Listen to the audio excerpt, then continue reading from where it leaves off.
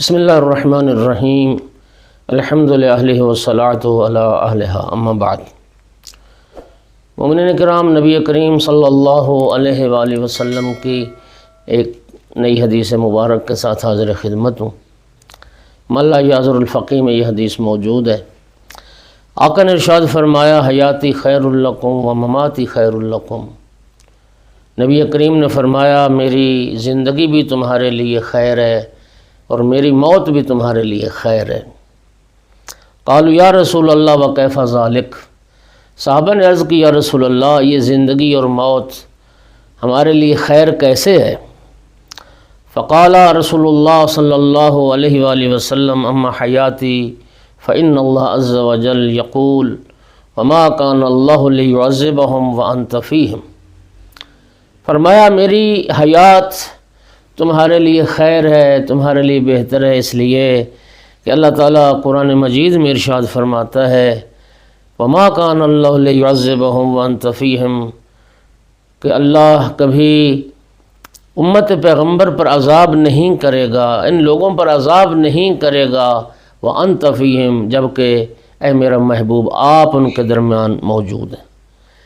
فرمایا کہ میرا وجود عذاب اس سے مانے ہے، رسول اللہ کی وجہ سے۔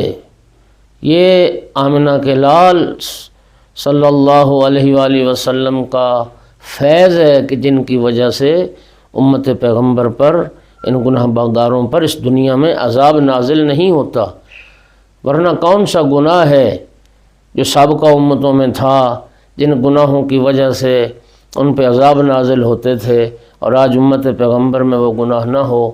یہ سرکار دو عالم صلی اللہ علیہ وآلہ وسلم کی وجہ سے یہ اللہ کا وعدہ ہے کہ میں دنیا میں ان پر عذاب نہیں کروں گا، اور سرکار نے فرمایا کہ یہ میری حیات سبب ہے اور یہ تمہارے لیے خیر ہے۔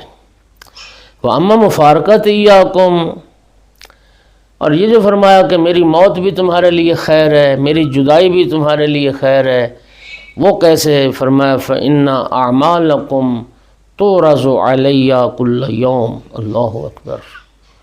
رسول اللہ نے فرمایا، تمہارے اعمال، میری امت کے اعمال ہر روز میرے سامنے پیش کیے جاتے ہیں۔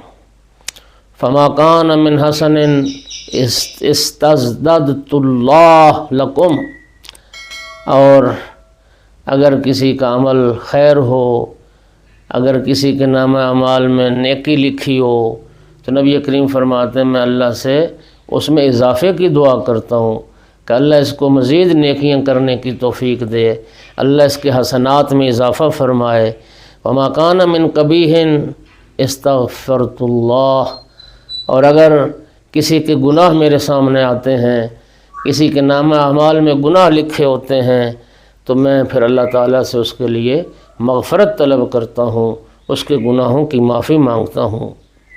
صحابہ نے عرض کی، وقد رممت یا رسول اللہ۔ اللہ اکبر۔ یا رسول اللہ، یہ در حقیقت سورہ مبارکہ یاسین کی اس آیت کی طرف اشارہ ہے۔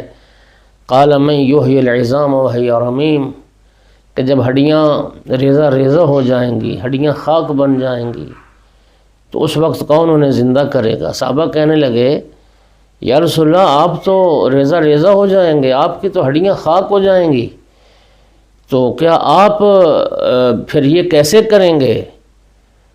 نبی کریم نے فرمایا، فقال کلا، خبردار، ان اللہ تبارک و تعالی، خبردار ایسا سوچنا بھی نہیں ہے، اللہ تعالیٰ نے حرم لحومنا علی الارض، اللہ نے ہمارے گوشت زمین پر حرام کیے ہیں۔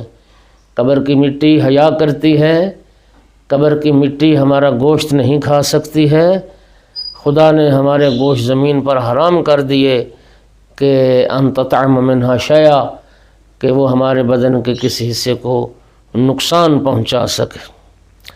اور امام جعفر صادق علیہ السلام کی بھی حدیث مبارک ہے، آقا نے فرمایا، ان اللہ عز وجل حرم لحومنا علی الدود، اللہ نے ہمارے گوشت ان کیڑے مکوڑوں پر بھی حرام کر دیے ہیں۔ نبی اور امام معصوم علیہ السلام کے بدن کو یہ کیڑے مکوڑے نہیں کھا سکتے، حشرات نہیں کھا سکتے ہیں، ان کے طیب و طاہر بدن اسی طرح قبر میں محفوظ رہتے ہیں۔ خداوند عالم اپنے حبیب کے صدقے میں جس طرح دنیا میں ہمیں عذاب سے بچایا، اللہ اپنے حبیب کی شفاعت کے صدقے میں آخرت میں بھی ہمیں عذاب سے محفوظ رکھے۔ وآخر دعوانا الحمد للہ رب العالمین۔